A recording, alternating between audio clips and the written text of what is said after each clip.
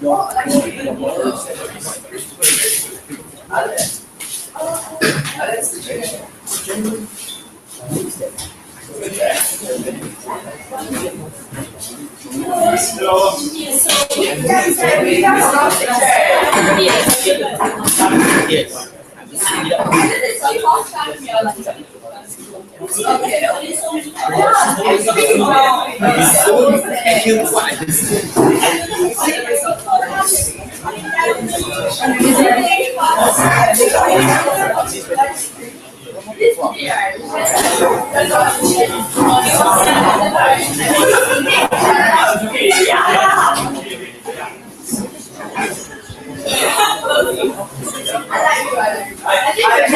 teams, other teams, so we are going to be live in this round. Does anyone have any violent objections?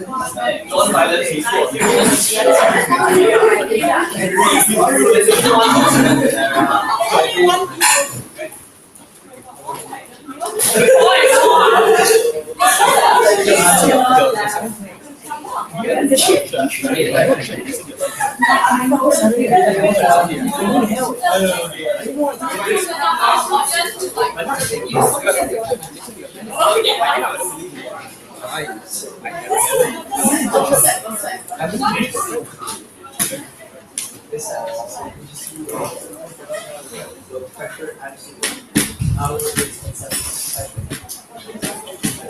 yes. The recruitment.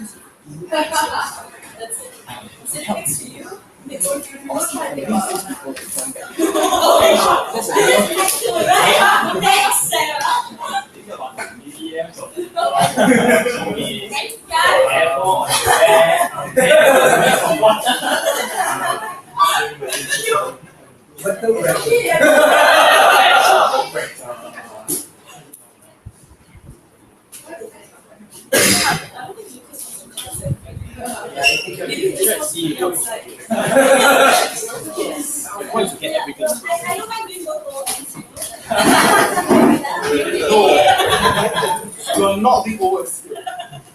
I would love to OSU.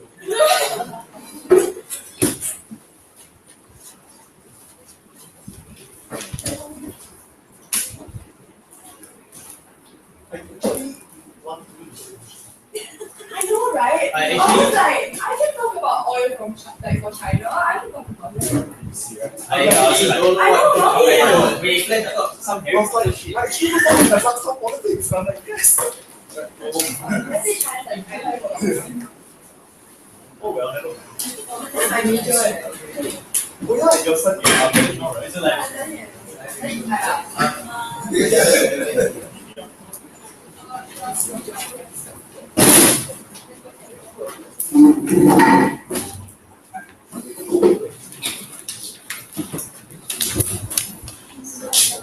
wow, like that.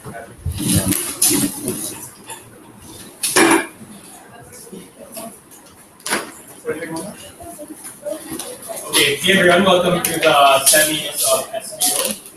First of all, congratulations to the team for making it this far. On OG, we have NUS, OO, NUS Rogue Squadron, CG jetlagged, CO Unicado. My name is Alan. Joining me on the panel are Samir, Joaquin, Charles, and Abby. Without further ado, oh yeah, before we start, I'd like to ask all of you to introduce herself by using the pronoun OG. She, he, oh, no preference. She. Okay, great. So Ian, you say.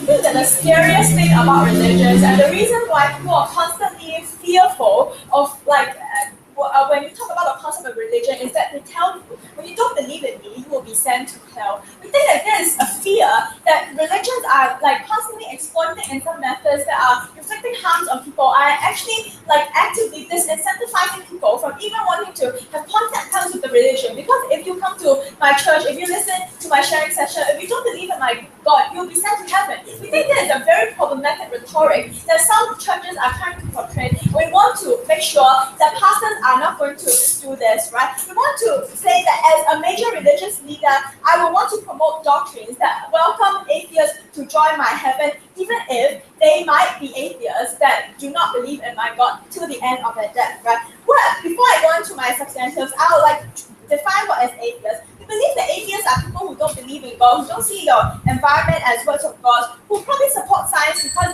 they think that there are other forms of like explaining how the world is, explaining like how the environment has become. We will also believe that like there are atheists who they're not entirely rejecting your religion. For example, they are not saying that going to church alone is bad. They're not saying that no thank you. They're not saying that doing good deeds is bad. It's just that they cannot accept the anti-gay element of Catholicism, and that is why they cannot go to a Catholic church, right? We believe that like there are good things that they believe that comes in within the full package of religion, but we must concede that religion does include a very broad spectrum of how you want the disciples to behave. We believe that this requires people to whether they want to join the church or not. So more importantly, we believe that it's also very vague when you talk about the concept of God, because like the idea of the gospel is that the only time when you are entirely turned away from heaven is when you fully know God, but you still choose to not believe in God. And we think that this is actually a dimension of the gospel that is very like up to interpretation. And as a religious leader, because of the people that I will be able to bring into salvation, I would very much willing to expand this definition to and because we can understand that that's very based on experience, and maybe because that the person does not have access to what are the teachings of God in the first place, and maybe childhood experiences, dia kalah sama NQ anak baru. Does not have the faith to believe in God. We think that it's not dia kalah sama NQ anak baru sama si that they are actually strongly rejecting God. So it is actually like it makes them unable to believe in God in the first place. Moving on to my substantive. Firstly, I'm going to tell you what is the purpose of religious leader and why do we think that accepting people and accepting atheists into heaven goes in line with the purpose of why. Ada coy.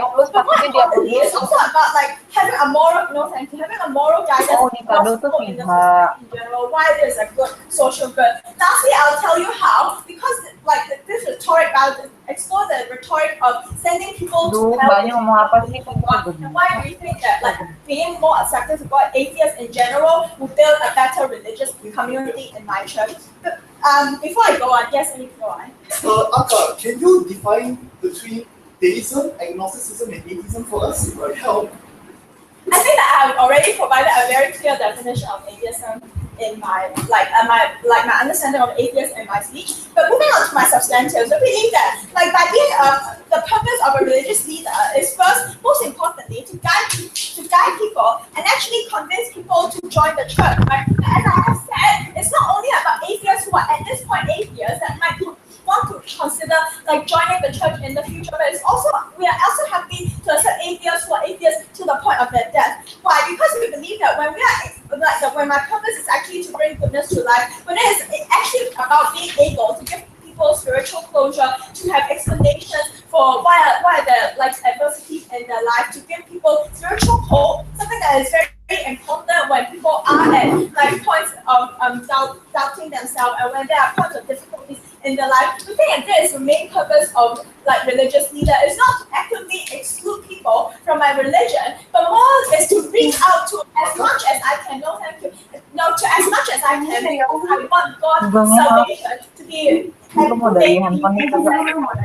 the greater good of like the population. But more importantly, that in order for us to be able, like allow people to buy into the concept of heaven, we do not have to like make prerequisites. If you want to go to heaven, you must come to Sunday school every Sunday. If you want to go to heaven, you must accept the free package. If you want to like go to heaven, you must read the entire Bible. We think that this is something that we do not want to include, include in the idea of the church. But more importantly, why do we think that even when atheists, they do not accept the free package of religion, why is it good? Like even if they do not like accept that okay, maybe God does not exist, right? But I'm also willing to gain access and to read about the teachings of God. Why is that so? When even if you believe that God does not exist, but you do believe when you do read like pages of the Bible and say that I can help people, I can donate money to people, I should like be able to help refugees, I should like spare a part of my income to donate people. We believe that these are aspects of the religion that does not like require you to really believe that God exists, but you might also buy into the idea that these are certain good deeds you will want to gear your life philosophy towards, right? We believe that this like having like for people to be easier to accept the religion is to guide them towards moral guidance that our church is gearing towards. But what's more important is the idea of building a community to be able to be more inclusive. Because when you are basing your religious rhetoric on when you are saying that if you don't come to a church, if you don't believe in my God, you will go to heaven. I think that's a spiritual torturing that you should not do to any people. Like misogynists in the first place, even if they are murderers, you should not spiritually torture people by saying that if you don't do this, you're going to realize like that. But more importantly, when you are able to make your religion very inclusionary, people are more likely to join the community, even if they're doubtful about whether God exists, or even if they strongly reject what God exists, because now they know that they don't have to go to hell. It's more likely they will go to the church community, and it's more likely that the religion that the churches have a chance to showcase the goodness of religion, and that is why the persuasiveness goes on. That is where even if the people might not believe that God exists himself, they'll be able to guide their philosophy towards what the church believes. I think it's about the church ability to retain its followers, even when and to tell them that it's not a dead end, even when you don't believe in us. For these reasons,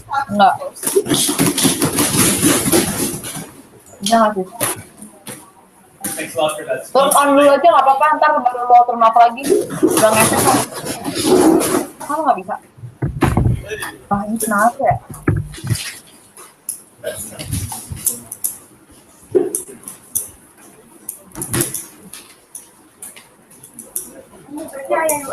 Aku kalah kuarter. Iya. Iya nggak. Nggak ada yang tahu ya emang.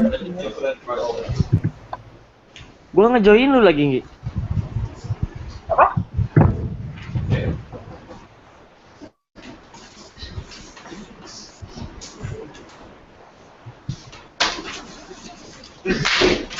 Tunggu tadi.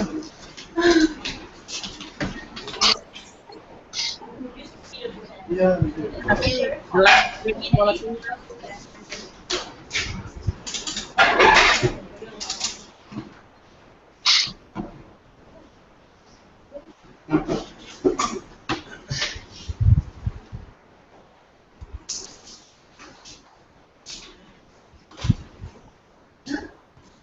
Ini suaranya ini.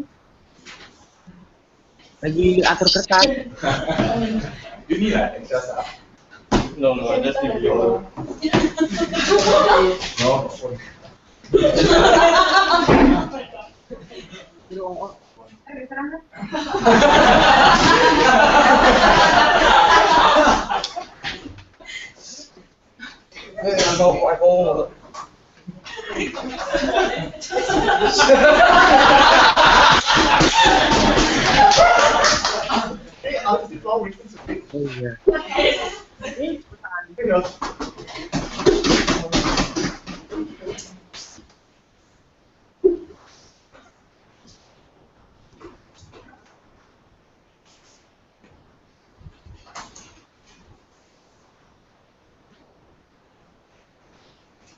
Udah dilihat mukanya kan As a maksudnya. religious leader, you probably have many priorities. You probably want people to get to God as far as possible, but it's very hard to tell whether you're correct, whether you're essentially taking a pastoral freedom on behalf of your own community and your flock at large. So we think to that extent, it's very hard to prove that as a matter of doctrine, this is correct, and therefore we should allow it. But however, what we think this debate should be about, and what a religious leader should care about, are other priorities which are objectively good for the religion. Things like having more followers, things like having a stronger adherence to the faith, and things like being able to promote other tenets of faith, like being able to voice doctrines on things like belief, on things like whether you ought to procreate at certain periods of time, and whether that's good. What we support are doctrines that promote a belief in God, but ultimately force people to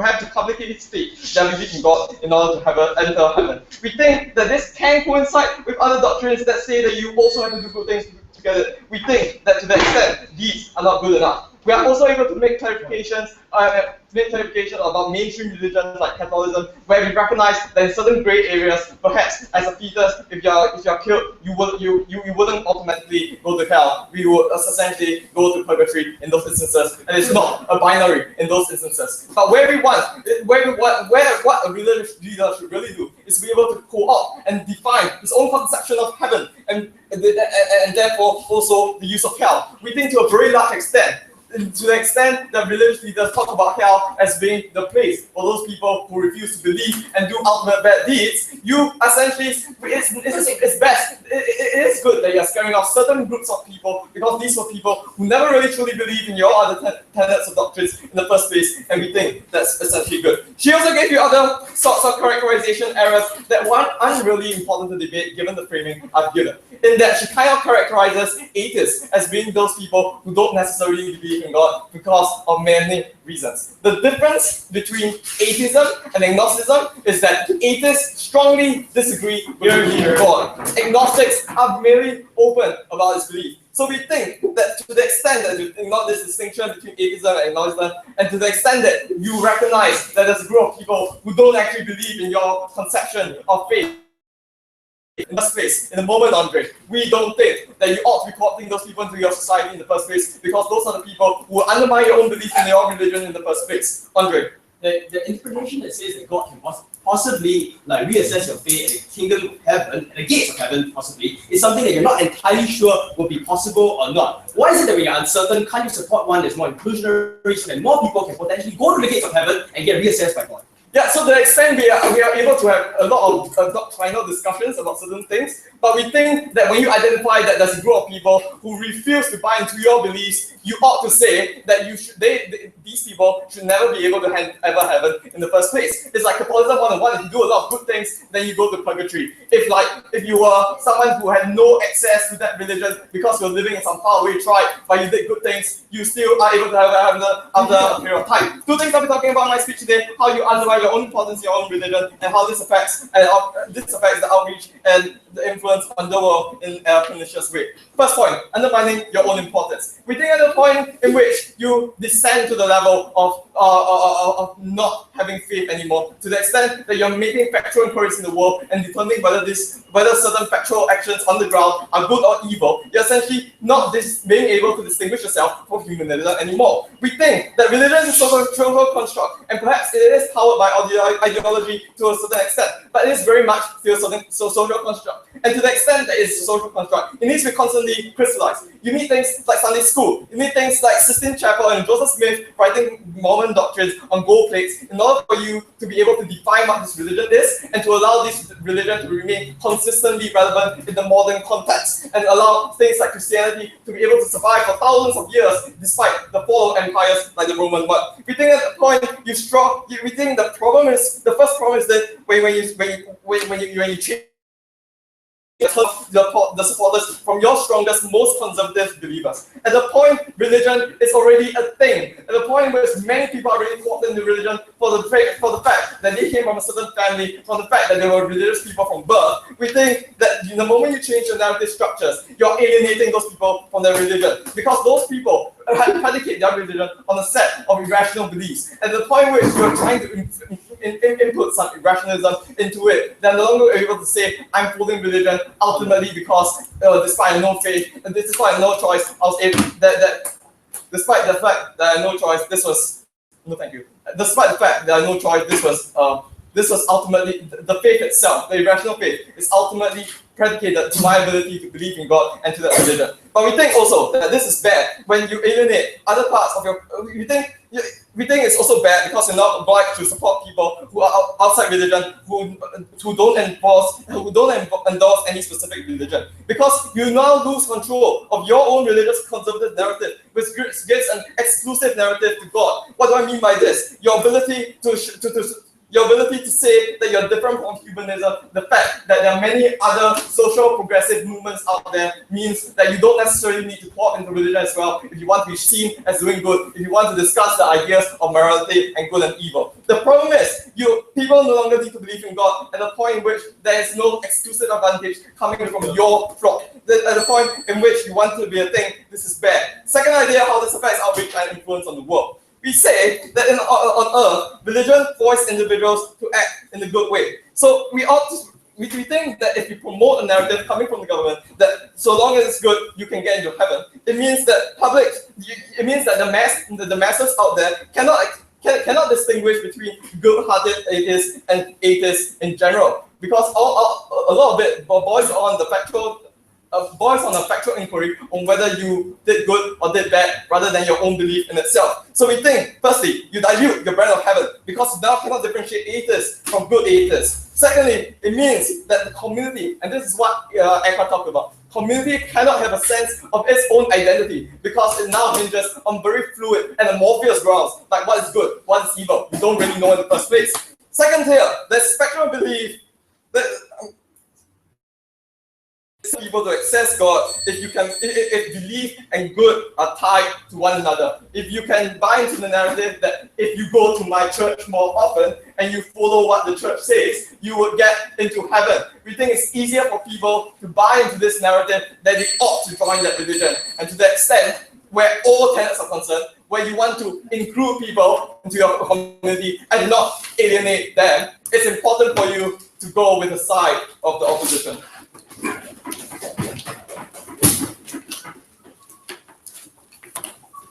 Thanks a lot for that speech. I'd like to invite the here.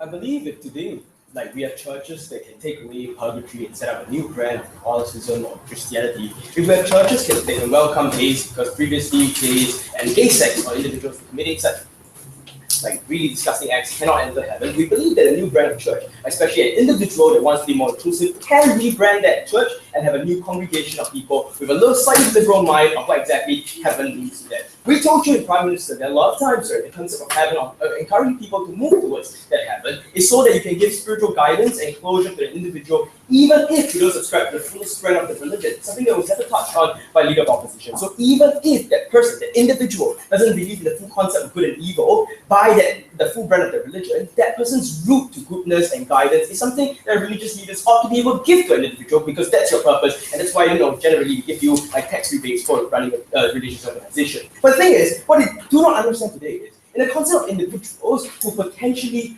are atheists. I agree, right, that agnostics, individual, and atheists are slightly different. But let's just talk about people who are obviously rejecting the concept of God. Who are they, right? These are people who potentially, because they were violently abused by their own parents at birth, believe that God wasn't there to protect them. These are people that at this point cannot be convinced to believe in God. And these are people, do they need salvation? The answer is yes. As from a religious leader point of view, they do need salvation. But these are people that you can help in their route towards salvation. How is it so? Because we told you in Erica's speech that the process of you telling them that it's not all about hell, it's not all about suffering and burning in purgatory for you, means that it's likely for them to interact with individuals to be able to re-experience the concept of that religion, or experience the concept of God, like even if at the point where you're entering church you don't believe in it, then you can potentially be convinced to believe otherwise. In the process, we have the entire lifetime to try and convince you just because we rebranded. So in other words, the likelihood of us being able to convert you and therefore give you the fullest brand of the religion is more likely on our side, right? But then the thing is, like, what about people who just cannot be convinced? We think it doesn't matter, right? Because at the end of the day, will God blame you as a religious leader for trying to like not try to turn them over? No, because these individuals are stubborn anyway, right? So they will be atheists to the end of their lives, like whether or not you rebrand it, and the thing is the outcome will be the same. But the core problem here is that you as a religious leader didn't change your faith, right? That you respected what God wanted you to do. You tried your best in trying to convince other people. That's not like against your religious morale, right? But more importantly, that's why I asked Colin and the POI, is that, is it entirely wrong interpretation to be able to say that like potentially people can be reassessed at the gates of heaven? That's not wrong to be able to say that, right? Because God is the only one that can judge you. And my interpretation of that would be that even if you denounce God here on earth, you can be reassessed again. And that means to say you alleviate your duties towards God. That means that it's entirely aligned to your religious morals to be able to let God be the ultimate judge. Do so. But then this is where Colin said, but individuals who believe in religion irrationally from birth will be damn bloody pissed off because you took away whatever the religion stood for. That's not true, right? Like, we believe in religion not just because like this God is absolute. We believe in religion possibly because of the full spectrum of what religion may give to us. For example, a Muslim individual believing in religion could potentially see the benefits of not eating pork because it's unclean, right? They buy into the concept of unclean meat because someone told them. They don't necessarily have to buy into the full package of that. So they say that these individuals might very well stay in those religions to enjoy the aspects in which they want to derive from their religion. That doesn't force them out of it. They might be pissed off and they might want to go to a different church. But at the end of the day, if you are religious leaders, do you really care if people go to church B instead of church A? No, because your purpose is not to just get as much like offering profits from the most amount of congregation, right? Your purpose as a religious leader is to make everybody reach God. So even if they reach God via a different church or a different mosque, it doesn't really matter to you because that's still your religious obligation, right? But also the idea here is that like being a religious leader also entitles you the authority to be able to explain and convince individuals why a slight deviance or a slight interpretation could very well be accepted. And that's why we have a lot of liberal churches out there to say that even though we don't believe in like the concept of gay sex, an individual who wants to do it, we will very well give him God's blessing and even allow them to hold their marriage in our church, right? This allows for individuals to be convinced by a person of authority to be able to like guide them in a different way of seeing God. And I honestly don't see how God's going to penalize you when your ultimate purpose is not to hurt more people, but to get more people to salvation, right? So we think that at the end of the day, if you're not entirely certain that your interpretation is absolutely wrong and that it's still keeping your religious standard, that's not going to turn away with people who are part of your religious cult, and that's generally okay for us. But can they tell between good and evil as a result of that? Sure, right? I mean, even the 10 Commandments tell you that you shouldn't commit adultery and all that. It doesn't tie directly to whether or not you go to heaven. So people can follow standards of good and evil, even though you don't have to tag like this concept of heaven to them. Yes, go. Under your veil of ignorance, are you as a religious leader willing to accept that your congregation may flock to other secular groups? But they won't, right? Because your purpose. So they're telling me they hate your secular deviance, and therefore they'll move to a secular institution. No, right? So the reason why they hate you is because they want to have a more conservative stance. So they will switch to a more conservative church, right? Now let's talk about what's the extension coming from my WD speech, right? I'm going to tell you that the construct of heaven in itself is a subtle opportunity for you to draw people in. My concept of heaven as a Christian is very different from a concept of heaven from a Muslim, right? Like my concept of heaven could very well just be peace and just like experience of God. A Muslim maybe can have involved like some virgins in there or like some like rainbows and butterflies, whatever not. The fact is, I'm using my concept and construct of heaven to be able to draw people in just to that construct, my brand of heaven. That means to say, even if I don't believe in that God, I can believe in that version of heaven. And that means to say that might very well be an angle I look towards. That means I will possibly like meander my life towards that heaven, even though I don't have to cross into the God zone. Right? That's generally a good way to entice more people to join if following is your problem. But also the idea of how we are able to retain people, because a lot of backlash comes against religious institutions nowadays because we see them exclusionary. We see them as people who stand at the gates of abortion clinics, who stamp out anyone who disagrees with them. A constructed institution that is now more open to individual means that we are more receptive to individuals that come to that faith. Means we're more willing to interact with that person, more willing to travel and go to their churches and sit in their cell groups, sit in their sermon session, enjoy the music, and be possibly appreciative of the concept of religion. That means to say we have the opportunity to coach these people against the psychological traumas they have in their lives, to be able to stop their wrongful interpretation of religion and potentially move them towards the way of God. To that end, we think of religious leaders ought to be able to gather as many people as possible, especially when these people are rejected from other more conservative institutions. We're very proud to be more inclusive. Thank you.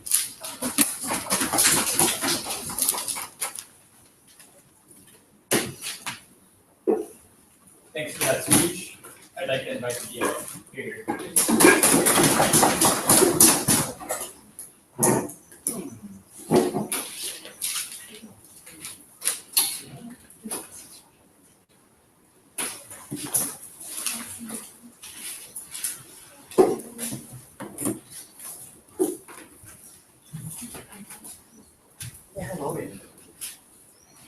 You guys okay? No, it's okay.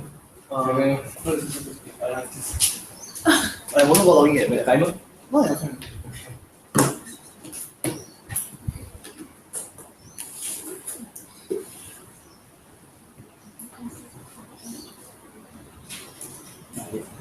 May I begin?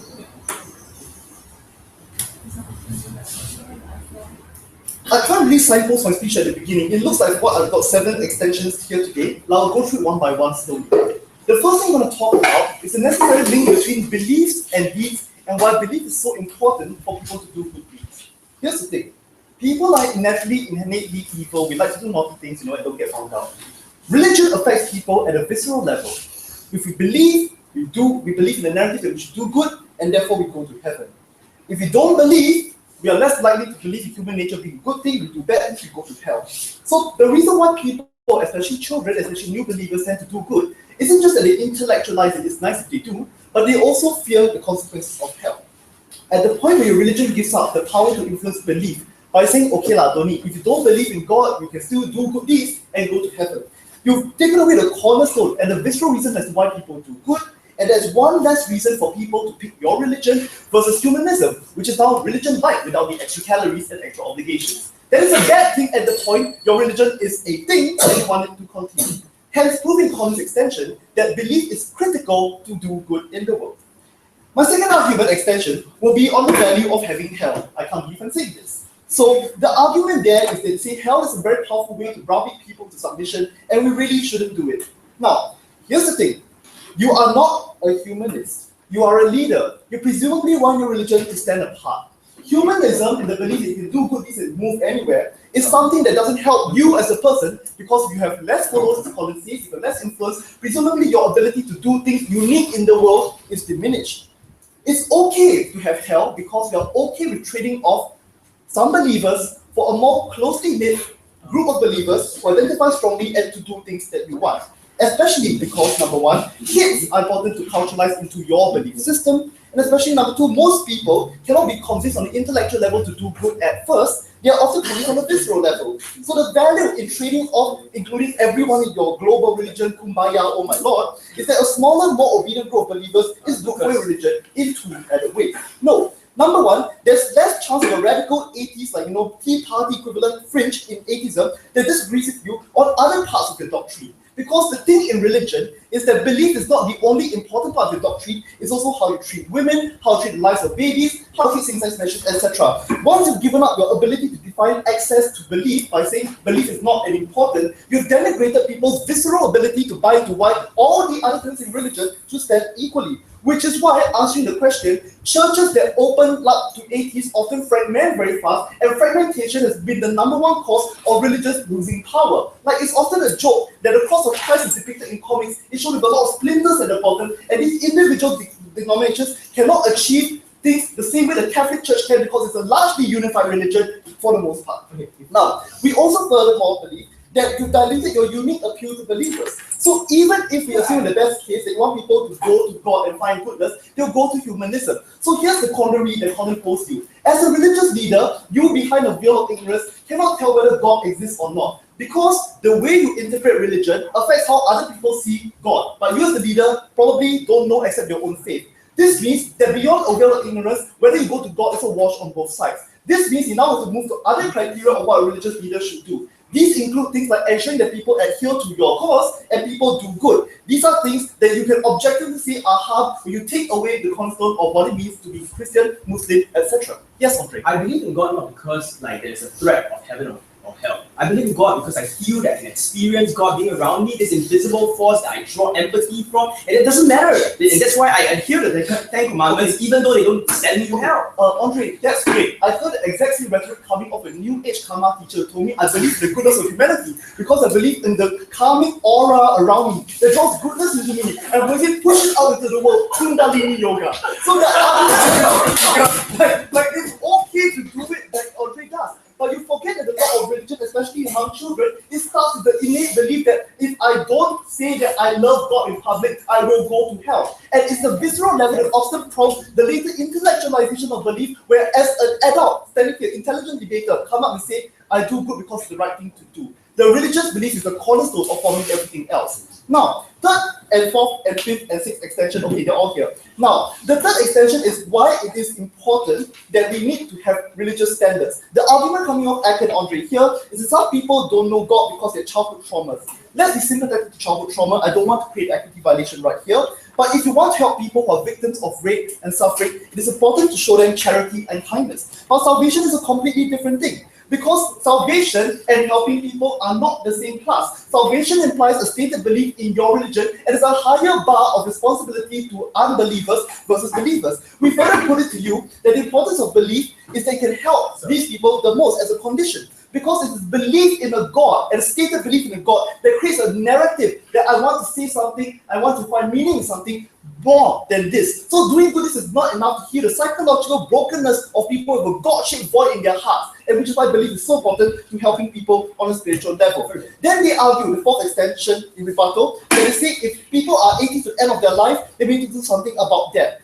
I will now extend and show you why really it's okay for religion to have outer boundaries. Because honestly, if they don't believe no matter how you try, that's really not a problem. That is why Christianity, Islam, Zoroastrianism all say we will treat unbelievers with kindness, but they cannot get to heaven. Because there is a balance between treating the rest of the world as kind versus ensuring that your children go the extra mile and do more things for you and go to heaven. Because when they say that we want to let God judge whether people should get to heaven or not, you have lost your innate uniqueness as the path to God. So if you want to let everybody judge, people are going to go to Kundalini yoga and all that, because that kind of thing doesn't impose the kind of cost to do good in the world, which means you lose your power as a galvanizing social movement. Then fifth thing, they say, oh, it's bad to reject gays and abortion. Well, you can require, as Colin said, believe and do good, means love gays. That end of story. They further say that all conservative people will not reject the religion because they believe in other things. But you see, even if you agree that eating pork is a bad thing, you've intellectualized it. This intellectualization is often ex post facto. Because what you have said, and Colin has talked about this,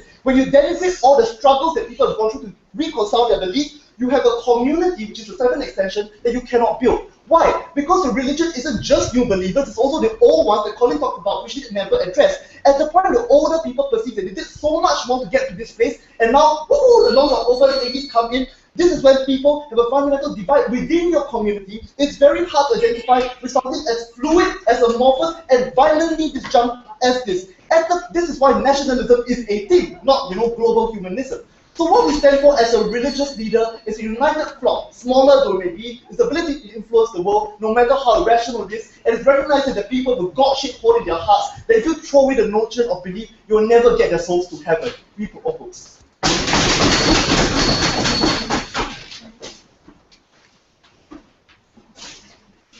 Thanks to all of the speakers in the open half, and to start with the closing half, we'd like to invite them. Thank you.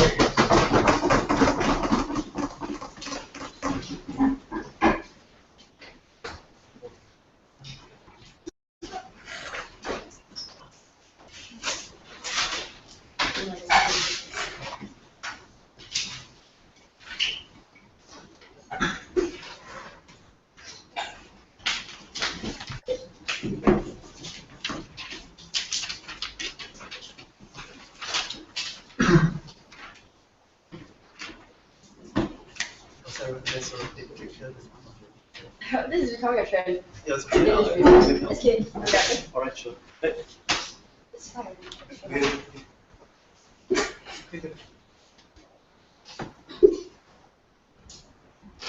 Look, I believe the problem with opening house debates is that they treat religion as a corporate entity that just wants to get like more followers point blank, or just wants to be able to grow in its influence, or be like the only person that's like the pathway to heaven. We don't think religion is like that. We think that if you're a religious leader all the more so, you're motivated by some kind of inherent good, some kind of inherent faith in the religion that you're participating, and some kind of inherent humanitarian like interest, right? So ultimately we think the religious leaders don't just want to do what is purely utilitarian, but also want to do what is right. That is why one of my extensions is going to be about like assuming you're a religious leader, is this policy acceptable in a theological sense? But before that, I'll do another extension which deals with most of opening house debate, which is what is the actual purpose of religion? Rebuttals everything integrated, right? Okay, what is the actual purpose of religion?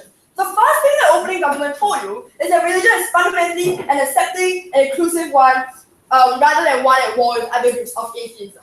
Well, we think this is true as well, but the missing analysis coming up from opening government is how exactly this policy acts as a mechanism towards that end. So we think that what we do by having the missing mechanism, sorry guys, is that like when you declare that atheists don't necessarily always go to hell, that it's possible to allow for them to come to heaven, this means that they are no longer antithetical to your religion. They're no longer at war to your religion is no longer fighting a battle between atheism and religion.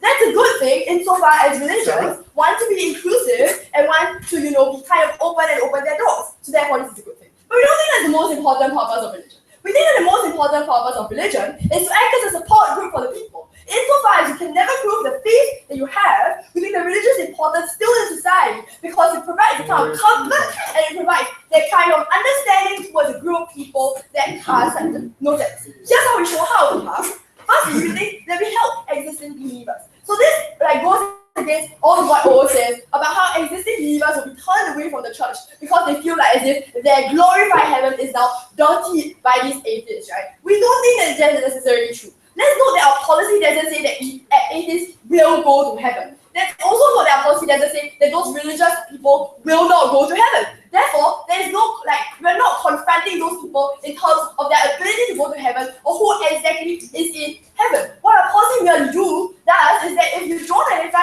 as religious and you still do good things, presumably because there's still a policy, there's still one of the metrics within religion, then these people might have a chance to go to heaven. What does this actually do about existing believers? We think at the point in which you cannot be a perfect Christian, there has to be a dichotomy between your actions and your identity as a Christian or as a religious person, right? So therefore, it is untrue that Lucas tells you that you don't necessarily have to choose between beliefs and actions. You actually do, insofar as you prioritize them to your followers. Therefore, we change the behaviors of these followers, right? Because at the point in which a turning point for when you do access heaven or not, it's not predicated on whether or not you are religious or not, it's predicated on your mere actions. That means that people prioritize those actions over particular religious identities. We think that's a good thing insofar as it allows people to be better people in general, that they focus more on maybe treating like a stranger kindly or being a good Samaritan, rather than necessarily just praising God and ostracizing other people is not part of their religion. Sure. Would you be happy if more people were good Samaritans, but your religion faded into utter obscurity? Okay. We think that at the point in which more people are good Samaritans, that's probably a good thing. At the point in which organized religion has such a strong hold on the world, we also don't think it's they're going to fade into oblivion, right? So that's just clearly a false dichotomy you're trying to make me choose from. Okay, then we think that second, you just use more with whether or not people do good in the world, right? We think the second group of people that we want to be a support group for are potential converts. To the extent that we think potential converts are not persuaded by you saying, hey, look at us, we're the religion is an exclusive club, you can join us if you say you're one of us. We just don't think that that's persuasive because they inherently were not part of the exclusive club and therefore don't buy into the exclusivity. Therefore, we think that Lucas just asserts that being an exclusive community and having strong religious identities is a good thing. We actually think that those strong religious identities just basically alienate you from the people they are trying to bring into the fold. Then why is this important, right? Because we think, that there's a cognitive dissonance within the minds of these people they're trying to persuade. At which point you probably have atheist friends or know of atheist people who do good things as well, and the church says you can't really come into heaven because you're atheist. They then have to think either the atheist friend is secretly somehow inherently evil and therefore cannot go to heaven, or the church is wrong in saying that as an atheist you definitely cannot subscribe to their religion, or you cannot subscribe to those religious moral beliefs or like moral goods that you do through your actions. Therefore, we think it's more likely that they side with their atheist friends just because they're friends, more so than the church that ostracized them and said that if you are not one of us, you will go to hell and you will burn in fire and brimstone. That's a bad thing. Therefore, we help convert more people. Thirdly, we also think the important group that we're trying to be a support system for are minorities that are traditionally discriminated. At which point, if you say that if you are not part of the church, or you are not strictly according to like the scriptures of the church, you are an other, you are an atheist who will go and burn in hell, we think that it's horrible that you are judging them. Insofar as the same mechanism of judging atheists for going to heaven, no thanks, or going to hell, is the same mechanism for which you judge other people who are, for example, LGBT for not following those religious rights, no thanks. That mechanism then discriminates them. It's much better to focus on actions rather than beliefs. And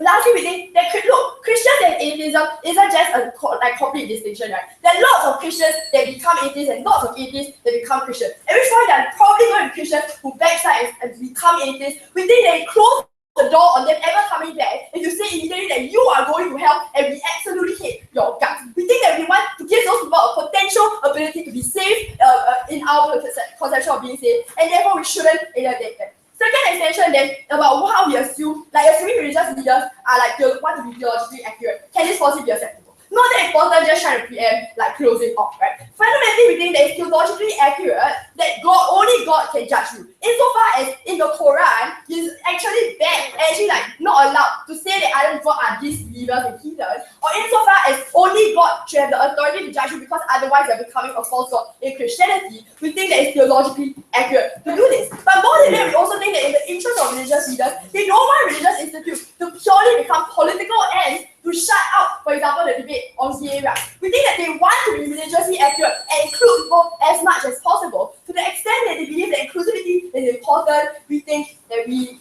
are relevant in this debate. Therefore, we'll start closing up.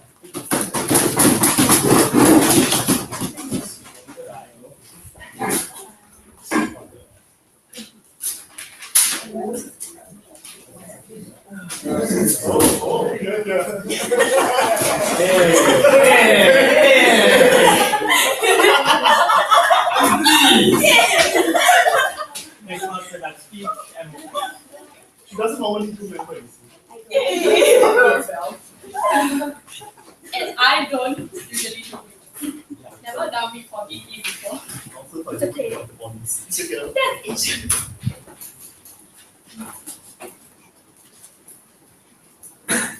I cannot believe that CO is going to be the first team in this debate to talk about what is an atheist and what their reactions are going to be to this change in doctrine. We think that's an important part of this debate that should have obviously been done before this. But one clarification before we go on. This debate cannot be about what God will do with this policy, right? Because no one can predict that. So it really doesn't matter. This debate is about what people will do when this policy comes into place and the reactions of people and the change in the church in itself. So honestly, we don't care about the theological accuracy. We don't care about what happens when God thinks about what God will react to and what is the best decision for the religious leader to also make God happy. Really unimportant. Because we don't think that changes the value of what the religious leader should do for his congregation and the value of that congregation. We're going to do two things in this speech. One, we're going to talk about what is religion. Secondly, we're going to talk about atheistic reactions and its consequences. We'll cover everything from government bench in both of these things. Let's start with what is religion. The thing that they keep telling us is that religion is about support group and comfort. And it ensures that you have somewhere to go to and ensures that you have some good things to do.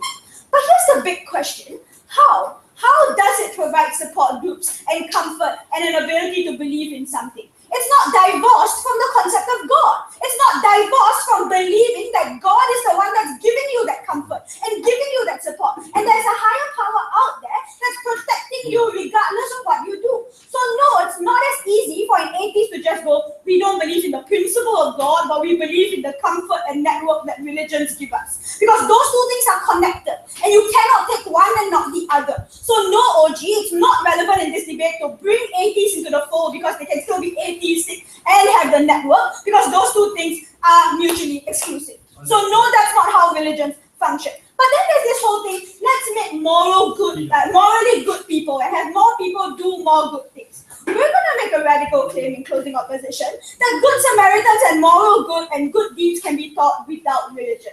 That individuals who don't believe in God and individuals who don't believe in the doctrines and scriptures of God are also good people and don't necessarily need religion for the context of good and evil. So if the religious leader really wanted to teach people to be good, they didn't need to talk about the concept of heaven at all. They didn't need to even involve the concept of heaven and hell in order to achieve this concept of good Samaritans and individuals who deserve to do good in society. In fact, it probably should be assumed that what decides heaven and hell has nothing to do with your specific things of whether you are good or not, but has everything to do with whether you believe in God and whether you believe that God will decide your fate. That means that you will treat people well. So what should be the doctrine as what we believe in opposition? One, we believe that you should say that the doctrine should be that individuals who believe in God should be nice to everyone. That if you abuse and ostracize individuals who don't believe in God, then you have sinned and you will go to hell.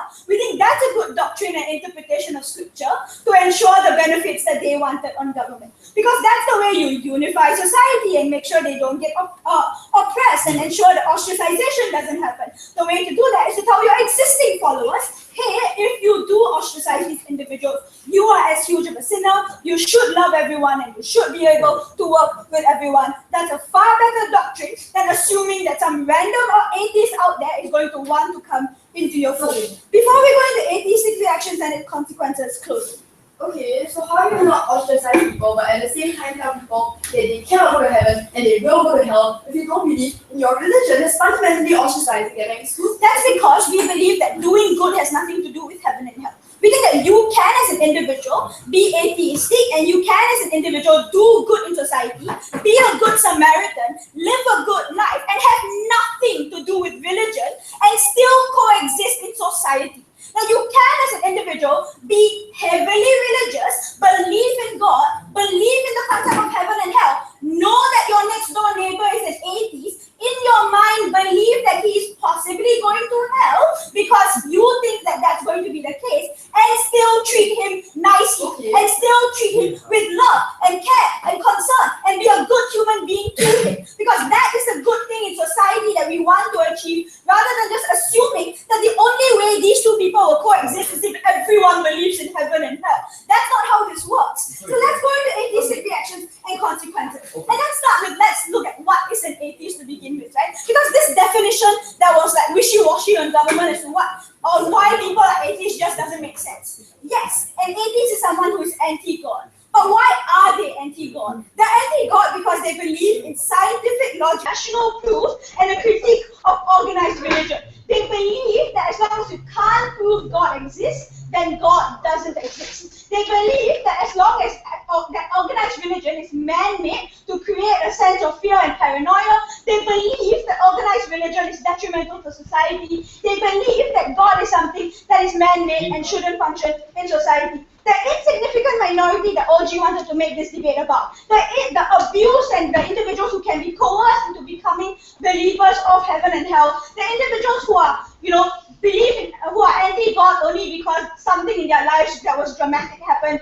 and they can be coerced, these are the individuals who you can coerce to believe in God too. Because if you can make them believe in doctrine, then it's not a huge leap for them to believe where this doctrine came from and who this doctrine is supplied by. So these are the people that you're talking about, right? Because the individuals who are atheistic and defined in that way are individuals who aren't going to outrightly reject what's happening with God either, right? They are going to eventually be people you can in the long term convince to become religious. The people we are talking about are people who are anti-God, people who don't believe in the existence of religion. Likelihood is when this policy comes into place, you're not going to get a large group of atheist people that goes, thank you very much, we're very grateful for this new inclusion into this random church we didn't like before. We think this is what's going to happen. The likelihood is they're going to outright laugh in your face, say, no thanks, you can keep your heaven, we don't need it. And that's exactly the reaction that you don't want from the community, right?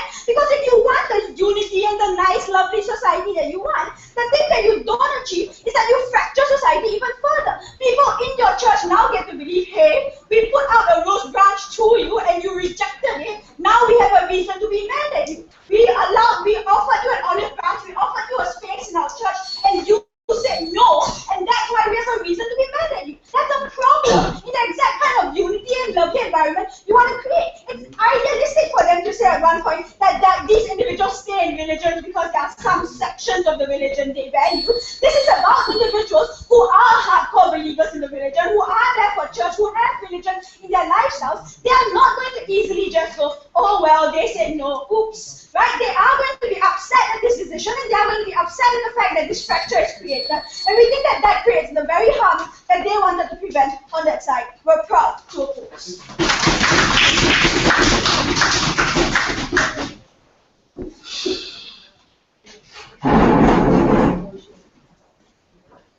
Yeah. Right. Thanks a lot for that speech to close the debate. The government I'd like to invite them over. Here.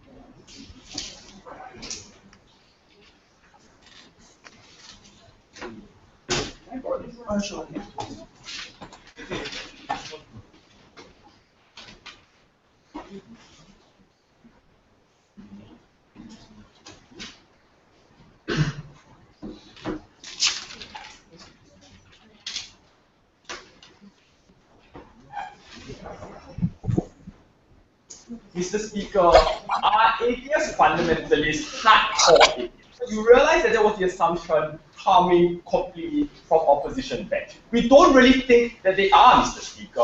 Why? Because firstly, Mr. Speaker, we argue that all humans have like this innate need to attribute meaning to things, even meanings to seemingly meaningless constructs. That's why we have stuff like some people are really lucky, right? Even though it's probably based on chance. That's why, Mr. Speaker, we all have a natural assumption to believe in something ephemeral, something that we really cannot prove, but based on a gut instinct, we tend to believe it exists. We argue that this is inherent in everyone, basically. Why then this is important? This is important, Mr. Speaker, because we argue that the majority of atheists are not as fundamentalist as Neha suggests, but whether or not they are all 1% agnostic, because you cannot really be sure that God doesn't exist, right? Is it really God, like, you know, making it really lucky for you to meet your wife? You don't know. It is impossible for you to have that kind of spiritual certainty on both sides. That's one, fundamentally. But more importantly, Mr. Speaker, why is this relevant? Because then you realize that whatever Viha said about how atheists are going to laugh in our face, which is contrary to Sarah's extension, doesn't make sense. We argue, Mr. Speaker, like what Sarah said in her characterization, that in the status quo, atheists, Mr. Speaker, most of them have been born like in theistic households in the very first place, right? Because look at it, religion still affects 80% of this of the population in this planet. Or like it just makes sense. It's highly possible that the greatest number of people of atheist users are converted from those people because for whatever reasons. We argue that, Mr. Speaker, insofar as you allow them a road towards salvation, you are able to bring these people back because we argue that they don't fundamentally laugh in the first place. That's one. Secondly, but most importantly, Mr. Speaker, going to my clash. Firstly, what then is the metric that a religious leader should take? Sit down. We had laughed at Sarah when she said that God is insofar important. We think that that's really stupid. Why? Because like she said, hello, you are a religious leader. So we argue that Pope Francis's moral calculus is different from the moral calculus of a CEO. Insofar as he wants to do what is good for God. Why is this important? We argue then, Mr. Speaker, this is highly important because insofar as we are able to show on government as a whole that we are able to get more people to come forward and do good things, it is a good thing even if we take Lucas's and Collins' worst scenario that we become less relevant. Why? Because ultimately, when you believe like after the apocalypse we all go towards judgment day in God, when God judges more people to be morally pure because of your actions. You have done your job as a religious leader in the first place. That's why God is important in this particular metric. So then the question then becomes, how does government side make poor people do good things? First I'll respond to why the backlash they say no whatever. So basically, right, opposition side was conservative backlash will happen insofar as people who have a buy-in, insofar as being really disciplined in like not eating pork or whatever, feel bad and now their belief in God is rendered irrelevant. We don't agree that's how that works because that flies in the face you understand why people believe in religion. In the first place, people believe in religion insofar as it brings you a certain comfort or insofar as it brings you to do good. Hold on a minute, Lucas. We argue then, for example, Mr. Speaker, that you believe in religion because in times of stress, you take out the Bible, you read Psalms, you believe that because of the evocative nature in that language of Bibles, you feel closer spiritually towards Christianity as a whole. So we don't understand what's the mechanism for backlash. It was never clearly explained beyond like, oh no, that buy-in will be bad. Before I show you further why it's bad, if the concept of good involves protecting the lives of the unborn, and if the world abolishes religion and goes to find God, but the definition of good is subjective within each individual, how will you ever stop people from aborting babies? Because we argue that fundamentally that's not the issue. He's talking about abortion insofar as one single issue. We want people to do generally be good things, like we treat people you meet on a daily basis nice. Why then is his question irrelevant? Because we argue that the good that religion advocates in your daily lifestyle, which because it is in your daily lifestyle, is really a more important than like abortion, which most people luckily never have to mention, is that it is intuitively a good thing. It is intuitively a good thing. For example, Mr. Speaker, we adopt the gender pronoun policy because it makes people nicer, because we make like transgender people comfortable in our lifestyle, right? People who are religious ultimately do good things in our life. Do good things in people in our daily lifestyle believe that religion is a good thing. So far, not because they believe religion, not because they believe in God, but because they believe that belief in God. But if you wait like a couple of hours, that was never clear. That came out instead of what was just blatantly dismissed from CO. I'm drafting the thing already. That's why, Mr. Speaker, we argue that she's relevant. More importantly, we are the most relevant in the debate. Second response. Basically, he just said that somehow your church was splintered. First response. Mr. Speaker, can you really conceive like how the Catholic Church was splintered? We don't really understand. There was no clear mechanism analysis coming out from it's really late, it comes out CO. Real change then happens, Mr. Speaker. Like when Martin Luther comes forward, when he questions the theological basis. Important. Like, wait, sit down. We argue they question the theological basis of the church as a whole. And that's why Sarah's extension was important. Because she argues that in the status quo, the church is theologically wrong and factually wrong to think that atheists are not in heaven. Why? Because if you realize, Mr. Speaker, that every member, like every church or every religion has a fundamental belief that you should not be a judgment, you should not be an arbiter, you should not be a judge on this world. You should sit down. You should wait until God judges for you. That's why we argue that in the status quo, insofar as you are making a value judgment that atheists cannot go to heaven, you are committing a theological fault. We argue then, Mr. Speaker, that the church should bring itself to be theologically more relevant, to be more like morally pure, like Lucas says in the first place, and we argue that that's how you bring yourself forward in the first place, right? That's the narrative that we are trying to create. Never responded from CO. But lastly then, why ultimately, Mr. Speaker, do we still on the metric make for a better church? Because they said that ultimately their aim was just getting more people to come forward in the first place. We argue that then you have a massive positive draw towards everyone in the first place. Why? Because people cannot reconcile their friends who are atheists, who do good things, who treat them nicely on a daily basis as going to hell. Therefore, as these individuals, we have two metrics. Either A, you believe that somehow these people are going to hell, which is like intuitively wrong, or you believe that the church is wrong. We argue that our policy corrects this discharge for thousands of people who question their faith, who sees the church as fundamentally irrelevant in the status quo. For all those reasons, we are very proud to propose.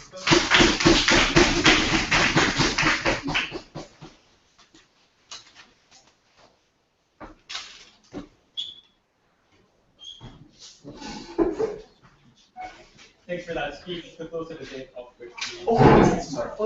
Thank you. Oh my god. Oh yeah, what? I have like at least 20 papers.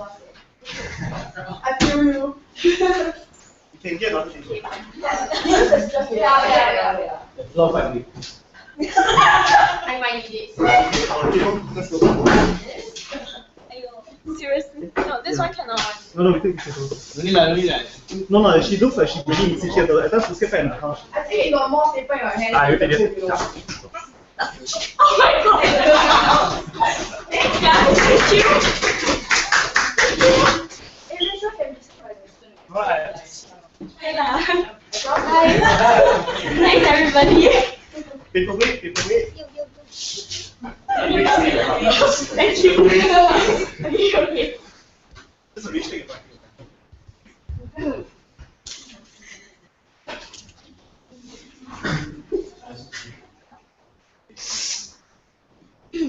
I think that thing's paperweight. Yeah. It's still quite.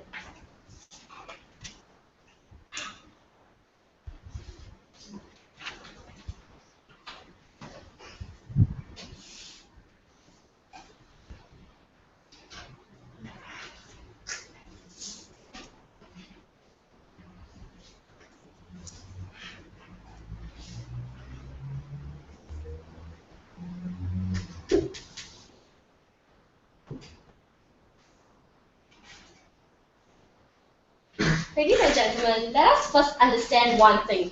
Just because you change your mindset, it doesn't mean that I will change my mindset. Just because you make me and you invite me to join you to go to heaven, doesn't mean that I will accept your invitation. This is the stance that opposition has made it very clearly right from the start. Okay, first to differentiate us from like the opening opposition, right, is that our primary focus, right, is how atheists react badly towards whatever they are trying to do today. Okay, and now towards like the government side, right? OG and CG both believe that majority of atheists are not really atheists. That goes against what really is an atheist. I can't believe that I have to explain what is an atheist at my week speech when Piha has already done that. I think everybody has done that. Okay, an atheist, right, very simple. Basically, you don't believe in God at all, okay? Because, right, why? Okay, what an atheist believes, right, is that there is a scientific explanation for everything. Just because you haven't found a scientific explanation to explain whatever that is whatever that is happening now, doesn't mean that you wouldn't in the future. No, thank you. As long as there is a scientific explanation, religion will never exist. So, religion and science will never coexist in an atheist mind. Let's get this clear first. Okay, now moving on, I will clash with OG first. 2 points of clashes. First, on the purpose of a religious leader and building a community, and second, on what God will do. Okay, so in OG, right, and this whole issue of like how like purpose of religious leader, like they say that they want to build a community of like where people join in to be Christian. Okay, firstly, right, we agree. Yeah, we agree. But then, right, we need to understand that it's not going to work because status quo is that this atheists, right, already know that they are going to hell. And if they already know that they are going to hell, the very fact that they know that they are going to hell and they continue to remain as atheists means that they don't really care whether or not they go to heaven. So just because you invite me to heaven doesn't mean that I will accept your invitation. And obviously, this is not going to happen. And what is then going to happen next, right, is Piha's extension of what the atheists, what the religious followers will then, how will they then react badly to it? Because they will be angry at you. You don't even follow your moral values. This is what the backlash is, and then they failed to clash. The opening has failed to clash with. No, thank you. Okay, on the second clash with like OG, right? They talk about this whole issue of like how God won't penalize you, right? Okay, let me explain to you. Is that Piha has already told you, right? That this whole debate is not about what God will do because nobody knows what God will do.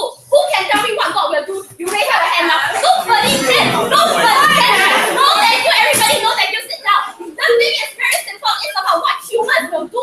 Because what God will do, I mean, yes, we respect God, but then we will never know what they will do. We only know what we will do, right? And we already told you that the atheist people, I will never succumb and will never believe and will never join you in your religious beliefs. And then your followers will then be angry, they will backlash like what Piha has already explained to you. With this, I conclude and that we have Tron OG. Okay, now moving on to CG, right? Now moving on to, okay, my clash with CG, right, is that in CG, they assume, no thank you, they assume that all atheists are potentially Christian, which obviously isn't true, right? We already told you that what the definition of atheist is. And I refuse to explain once again because I think that this has gotten too many attention, and I really told you what atheist is anyway. No, thank you. Okay, so firstly, what CG says is that right, they wanted a community of good Samaritans. The thing with like this good community of Samaritans, right, help like more people, etc. Right? Firstly, that's not how a religion functions. Like all your religious moral value, right, is connected to what God wants you to do. This is Viha's first extension. We have already told you right from the start. Yes. So it coexists, right, and this cannot be separated. And if these two things cannot be separated, right, what CG does, right, what CG does, right, will never ever happen. And anyway, by the way, right, they failed to clash with us on this issue of like Viha's point. Okay, moving on, right, we see that this whole thing's about like okay. Sorry about that, I don't talk about this already. Like it is everything to science that I already explained too many times that I don't want. Okay, before I move on, I'll give it to Andre. As a religious leader, you want people to come to church and experience the grace of God. Hopefully try to convince them. If atheist concerns are directly opposed to your concern in believing God and heaven is still more appealing, why would you want the opportunity to welcome more people into the church? Yeah. I would appreciate if you use simple English.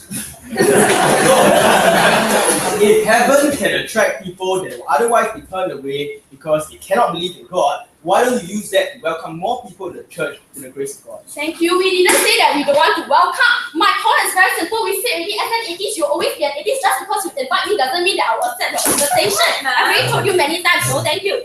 Okay, so back to CG, right? Even if like all the unity didn't happen and all the religion doesn't get shut down, and all the religion does get shut down, right? We think that that's okay because that's the right thing to do. Okay, let me explain to you, and I think Viha has already done so, but I'll just do it. Okay, a religious leader. What is the point of a religious leader? A religious leader job, right, isn't just for you to make like right decision. Your job, right, is to sustain the church, to make your church and individual do good things and go to heaven. Okay? Listen first, number one, you need to do good things. Number two, you need to go to heaven.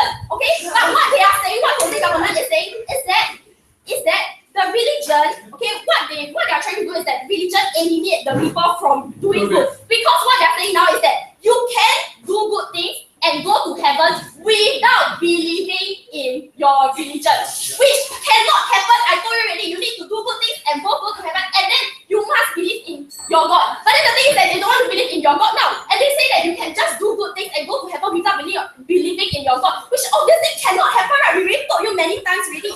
So we told you that, okay, so what have we told you today? We told you how they actually is going to backlash the atheists, right? We told you that, okay, basically the stakeholders involved today is that as a religious leader, my job, right, is to make sure that people do good, people go to heaven, and people believe in my religion, which Viha and I have done it. Okay. Secondly, on my stakeholders of like on the atheists, right, is that since we cannot persuade them, right, we don't want to touch them. We really don't touch them because there is no point. They will never be persuaded. So on this point, right, we have also cleared this point. And on that point, right, they want to touch these atheist people. We told you how it's going to backlash already. So we have already taken them down, taken the government side down. And thirdly, we talked to you about how your religious followers are going to backlash because, right, because we already told you that these religious followers, they will never ever follow you like or whatsoever. Like we have already explained to you all in her substances, and I will never elaborate anymore. And this with all of these reasons, I'm so proud.